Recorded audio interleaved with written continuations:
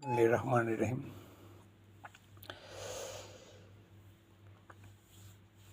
আমি বাংলাদেশের একজন সাধারণ নাগরিক। বর্তমান রাজনীতি নিয়ে কিছু কথা বলবো। আপনারা জনগণ যারা আছেন তারা মিলিয়ে নেবেন। বিএনপি রাজনীতি, জামাত, এনসিপি প্লাস তত্ত্বাবধায়ক সরকার ইউনূসের কাছে পরাজিত হয়েছে।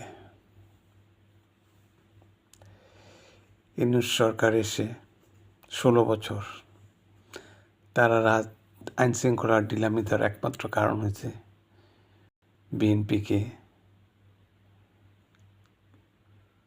একটা ট্যাগ লাগান্তি, যা তারা লাগাতে পেরেছে চাঁদাবাজ। তারা যখন আইনশৃঙ্খলাকে কোনো পর্যায়ে রাখে নাই, জানমালের নিরাপত্তা ছিল না, বিএনপি তখন দাদারসে চাঁদাবাজি করছে। এটা ছিল তাদের প্ল্যান, যাতে তারা নির্বাচনে না জিততে পারে, মানুষকে বোঝাতে পারে যে বিএনপি চাঁদাবাজ। এই প্ল্যানে ইউনূস সরকার, জামাত, এনসিপি সাকসেস হয়েছে।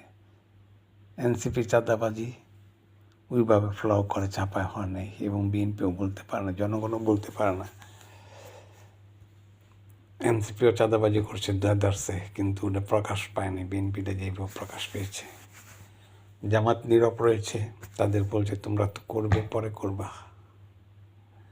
কারণ ক্ষমতা তোমাদের হাতে আসতেছে। শুধু নির্বাচন চায় বিএনপি, তাই তাদের জন্য শুধু নির্বাচন দেওয়া হবে,